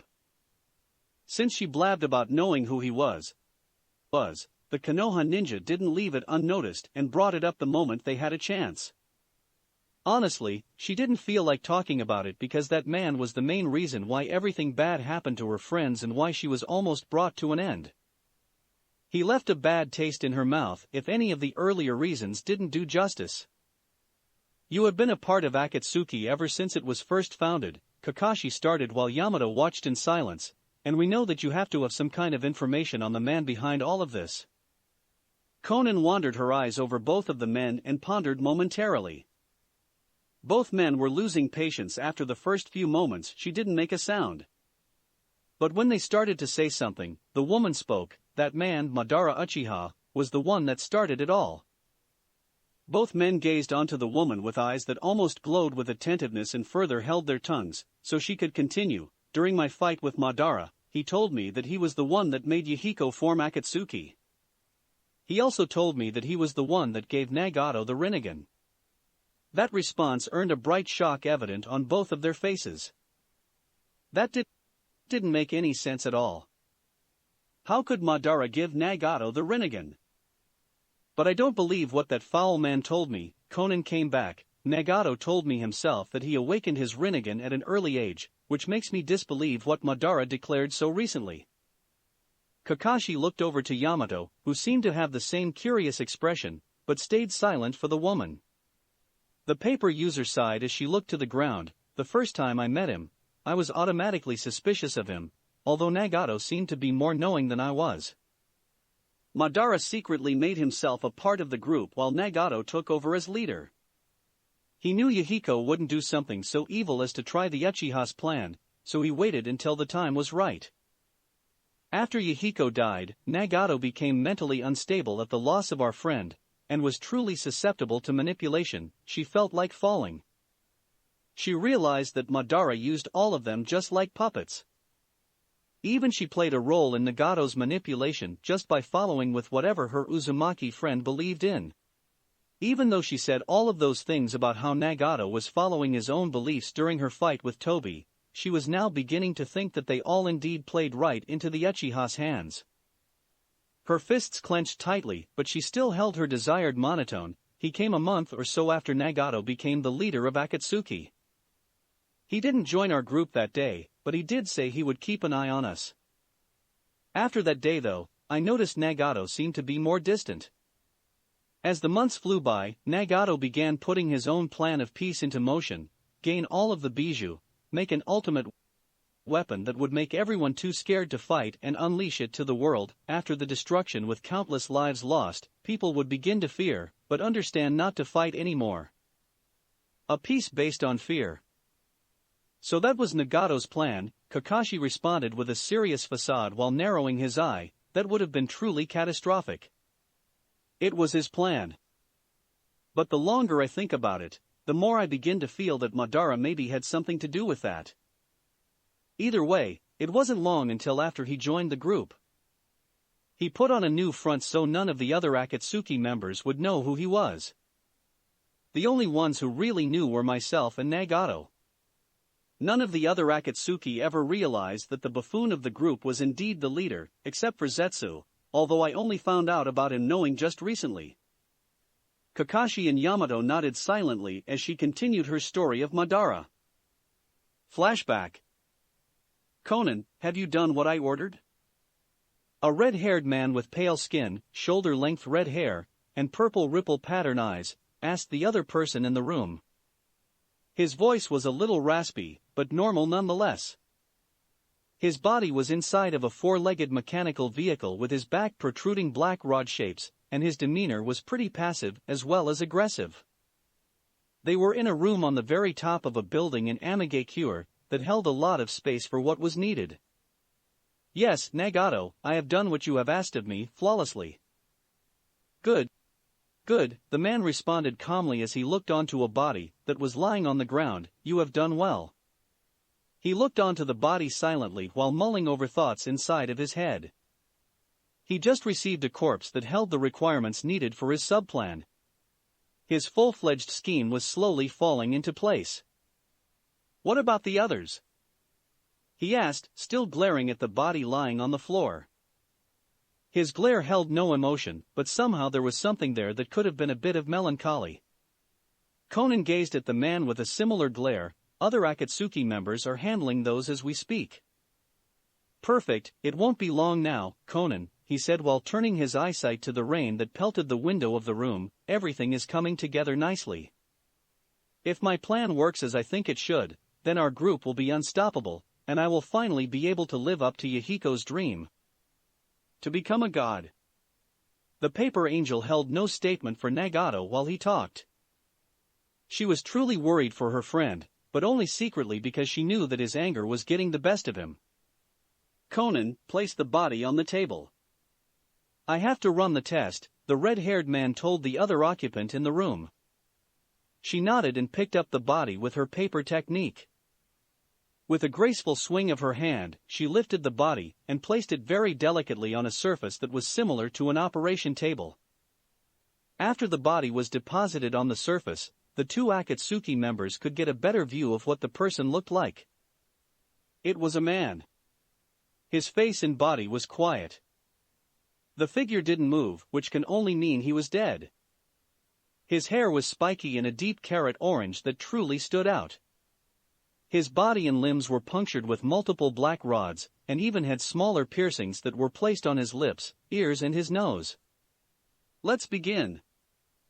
And with that, the red-headed man got to work by pushing his chakra from the rods on his back and into the other body that was laying on the table.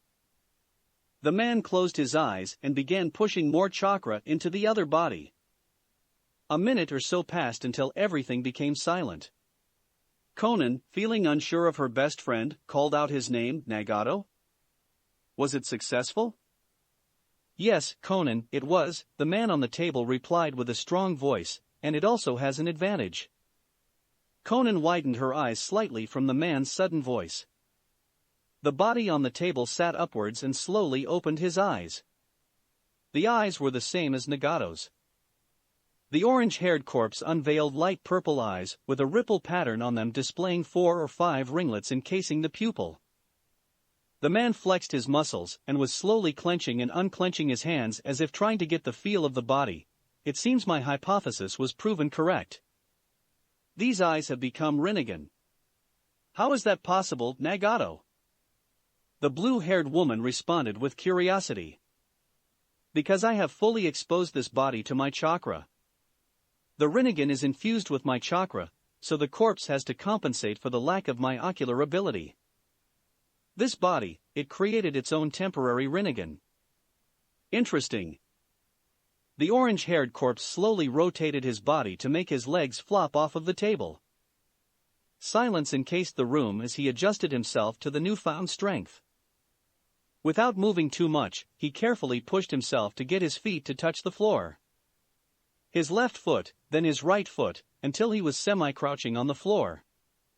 He was shaking vigorously, but trying his hardest to adapt in his newfound body, which was proving to be rather difficult at the moment. I also can't feel anything. This body feels numb. Which can only mean the nerve endings are gone. The corpse responded tiredly in between gasps for air. Do you need help, Nagato? The female Akatsuki asked the corpse in the room, who shook his head in rejection. It's all right, Konan. I can handle it. With more strength, meaning chakra, pushed into the body, the corpse was becoming increasingly stronger and eventually reached the very top of his height.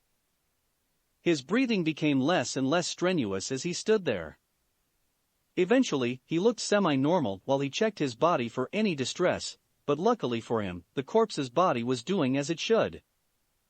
Seeing Yahiko's body standing there left Konan feeling a little sad for good reason, and her face frowned slightly at the corpse's appearance. Don't feel sad, Konan, Nagato responded to her with a hint of sympathy, knowing what she was thinking about. Now Yahiko can become a god like he originally wanted to be. He's finally living his dream, and we are living it with him. The kunoichi still held a frown, but only temporarily, as she heard someone snicker. They both averted their sight to a man behind them. He was wearing a dark robe that covered pretty much everything except for his face, but that was not needed because he wore an orange swirling mask that had one hole for his right eye to see through. You seem to be adjusting very well to your new body. I assume you are working on others? Nagato narrowed his eyes only slightly as he heard that. That is none of your business. The man only chuckled at his response and held both of his hands up. Don't worry. I'm not trying to do anything to you. I only came here to merely talk. Nagato, in Yahiko's corpse, further narrowed his eyes at the man as he stood there. This man has visited him before, so there was no reason for immediate retaliation. But even though this man visited Nagato previously, there was something about him that he didn't like. Of what? Well, the masked man started. I am impressed that you have used the Rinnegan so well. Even I wouldn't have thought of something like that. But putting that aside, I thought I could make a request.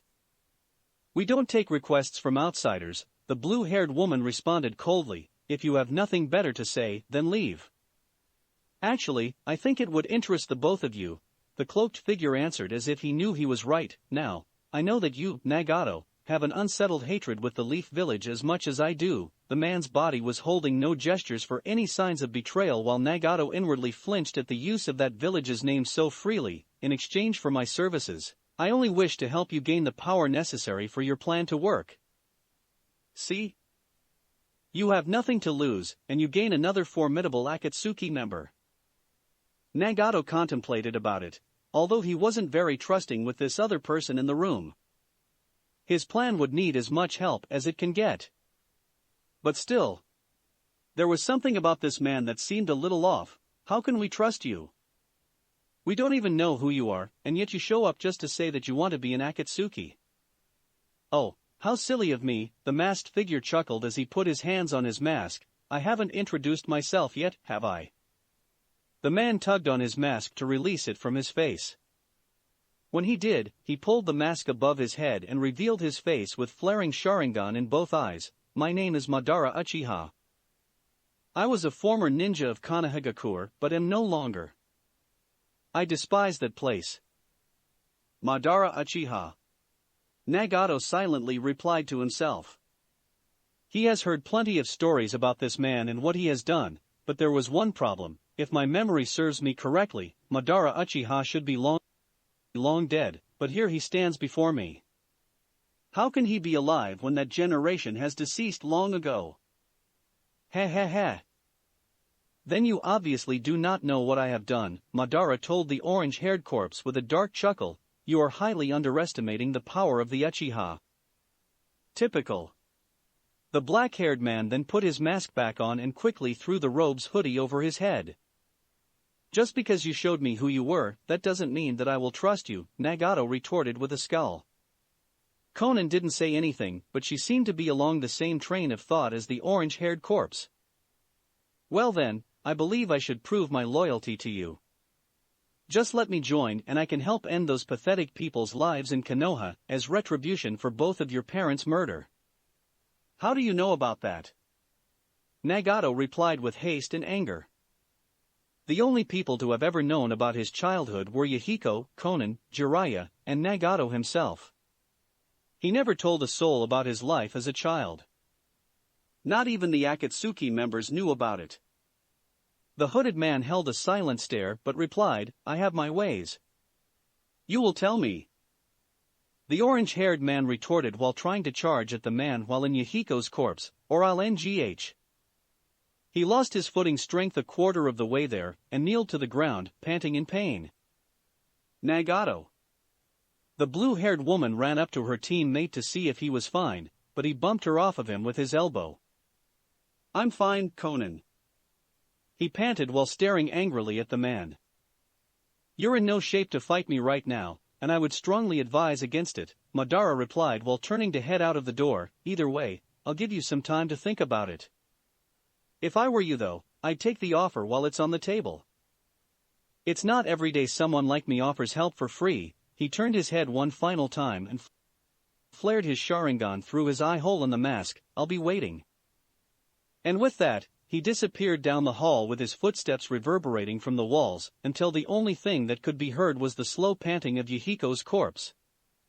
After they were sure Madara was gone, Konan tried to help her friend up, but was refused as he shook her hand off of his arm. Don't worry. I know you're worried about me, but I'm fine. She only looked in his direction in a concerned manner. Are you going to let him join us? I don't know, Nagato replied solemnly. If he can truly aid me, then I will have no choice but allow him into Akatsuki. Every person is vital. But you can't possibly trust that man, can you, Nagato? No, I don't, but the organization has to move forward, and that means the leader has to make hasty decisions. Another moment passed before Nagato said anything. Since I will be using this body, I have to use another name. A new name that people will fear when they hear it, Nagato replied while walking over to a table that held a folded fabric on the top. It was as if he didn't want to talk about Madara. After unfolding it, he began to put his arms into it, and let the rest make its way to the floor. It was a black cloak with recently stitched red and white clouds. These clouds on our new cloaks will symbolize all of the bloodshed during the wars in Amigakure. Our group will bring true peace and no one will dare to surpass us, for we are Akatsuki. He then put on a rain hitayate that had a horizontal slash through the middle of the metal plate and tied it into a knot. Pain is the source of every war, every hatred, and every vengeance. That will be my new name. Pain. End flashback. Sigh. We were just looking for you. A pink-haired ninja yelled while running towards her teammate. He appeared to have short black hair and black ninja gear that revealed his lower abdomen. He noticed his teammates coming closer and decided to stop his pace.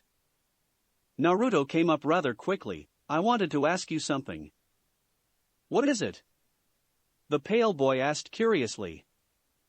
We want to know more about Danzo, the kunoichi replied with anger tinted in her voice. The boy looked at his teammates skeptically before uttering a sound. I can't. That answer infuriated them. Was their friend hiding something about that man? Could they have really trusted someone who wouldn't even tell them the truth? What? Why not? Are you taking his side? The pink-haired ninja retorted with her orange-haired companion. No, it's not that. Sai felt a bit overwhelmed and threw his hands up in defense. I literally can't talk about him because of this. His mouth opened and revealed something that astounded the both of them. A seal? Sakura asked while gazing in concern. On Sai's tongue was a vertically running set of black rectangles through the middle of his tongue and 4 separated smaller rectangles branching from those near the end of his tongue. Yeah, Danzo puts it on all of the Foundation members, he said with a simple conviction, and if I try to talk about him, my whole body will become paralyzed and I'll be unable to move or talk.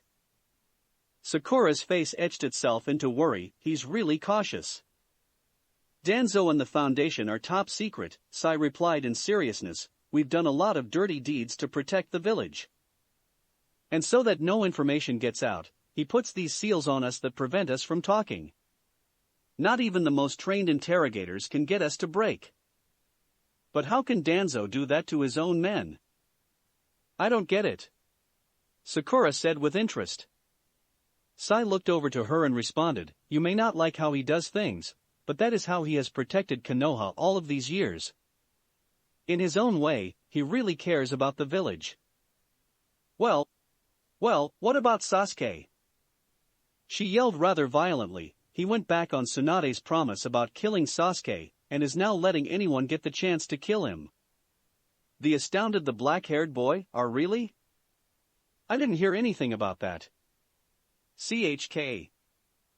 A metallic sound dropped their reactions, and caused them to gain a look at new entities approaching their right.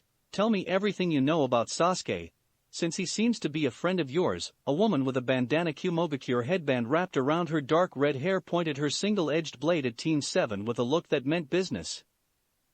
The blade gleamed with an impeccable sheen that meant she must have kept her sword clean at all times. Reacting on instinct, Naruto grabbed the closest thing he could find, which was Sai's small blade, and popped the Cloud Ninja's sword out of its stance with a swift strike, momentarily stunning the ninja. Without stopping his momentum, he tried to elbow the woman in the face, but was interjected with the hilt of the other Cloud Ninja's blade. The woman quickly rolled her back on the other Cloud Ninja's back to do another attack. The man shouted a reminder about not hurting the Leaf Ninja, and the woman reacted by twisting her blade backwards. But before she could do a hit on the opposing Leaf Nin, a shadow clone popped up in front of her blade, grasping it tightly and making sure it didn't go anywhere. Sakura rushed into the fight along with Sai as they both tried to counter with their teammate, but the male Kumonin jump kicked the pink-haired team member, sending her skidding across the dirt. The orange-clad shadow clone ran over to help Sakura as she kept sliding and went to her aid. Bouncing off of her teammate, the Kumo Kunoichi elbowed Naruto in the neck, causing the Kawarimid shadow clone to dispel and reaching an impasse in the fight. What are you doing? Naruto said with anger while helping his pink-haired friend. After getting a better look at the enemies, everyone realized that they were Kumo Ninja. Kumogakure Ninja? What are you doing here? You were talking about Sasuke. The male Kumo Ninja said while pointing at the opposing team. Tell us about him. What does he have to do with you? The male Kumo Ninja grew a vein in his temple and threw his index finger to the one asking. He has everything to do with us. Uchiha Sasuke is the one who attacked our village. That missing ninja took our master, and we don't even know if he is dead or alive. The red-headed Kumo female said while swinging her arm through the air. Sakura was confused. Why would Sasuke do something like that? How should we know what Akatsuki wants?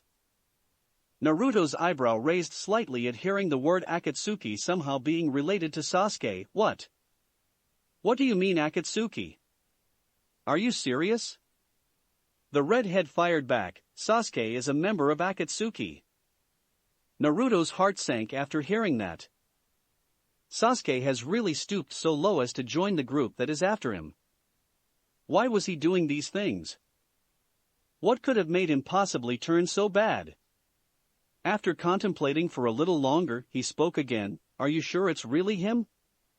Yeah, they both responded while the redhead continued. He was wearing the Uchiha crest, and the description matched up with him too. Is he a host just like me? Both Kumo Ninja froze a tad and could only say one thing. Yeah, but you're a Jinchuriki too? Yes, Naruto replied with seriousness in his voice, and Akatsuki is going after all of us. They need us alive so your master may still be alive and well. What? They both responded in shock. They obviously didn't know that the Akatsuki had certain plans that required the hosts to remain intact for a short amount of time. Yeah, he replied while walking over to them, you need to go and save your master before you go after Sasuke. And I'll tell you what, I'll also help you look for him and tell you everything I know about Akatsuki. Akatsuki. Good thinking, Carrot Top, the redhead responded while pointing her blade, but don't forget to tell us about Sasuke. Naruto, a concerned voice called from his left. Don't worry Sakura-chan, the orange-haired Jinchuriki said, leave everything to me. Space break. This seems like a good place to me, a female voice replied while grabbing someone and throwing them onto a wall rather forcefully and pushing her arm into his throat causing him to choke. Now tell us everything about Sasuke. Naruto told his teammates that he would escort the Kumo ninja and tell them what they needed to know. Unfortunately, it was never Naruto's plan to tell them about Sasuke. He just wanted to get far enough away from his teammates so they wouldn't hear him and the other ninja doing business, because he had a good feeling that it would probably end up to that effect. He led them to a secluded building in the middle of the woods where they could talk in private. The red-headed ninja wasn't in the mood for games, and she really wanted to get to the bottom of things. Her rendition of what happened was that Killer Bee was taken captive by Sasuke while Bee was momentarily away. It wasn't really a good thing since he was one of the last Jinchuriki that were still alive. There had to be further explanations as to where he could have gone and what the Akatsuki were doing with him, and she felt that Naruto maybe knew more than he was letting on, which was true in a way. I can't. The orange-headed ninja responded while gazing to the ground, I can't betray him. What? She growled as her teeth clenched shut, you bastard. How can you say something like that now? Naruto formed his hands into fists as he remembered the times when Sasuke was around and threw out the things Nagato and Minato told him. I know it's selfish, but I can't sell him out. She further pushed her forearm into his throat hoping it would increase her odds of revealing information, bastard. Listen, Naruto choked, I understand that you want revenge, but if you let hatred run rampant and it kills Sasuke, then my friends might not let it go as easily as you can. His voice was becoming raspy, but it still held its determination, then they will someday get their own revenge, and it will keep going. Friends we were supposed to protect will end up killing each other. So, what should we do with our hatred? The blonde Kumo ninja replied as if it were the number one question. How are you going to make it up to us? The Jinchuriki sighed once as he thought about it. He knew this moment would come, but he didn't know just how soon it would. His only resolve to the situation was in his next words, hit me. As much as you want. That's all I can dash. Bam. The redhead's fist connected with his face causing a multitude of cracking sounds, and sounds of skin connecting with skin. The force of the punch was too great and made Naruto fall over just from the momentum that was injected throughout his body. That's a little too convenient, don't you think? You really think that it will work? Then let's try it then. Her fists came crashing down upon the Jinchuriki as he laid there, defenseless by his own will. His face and ribs were taking a total beating. Little did they know that they had someone secretly watching them in the shadows from a tree.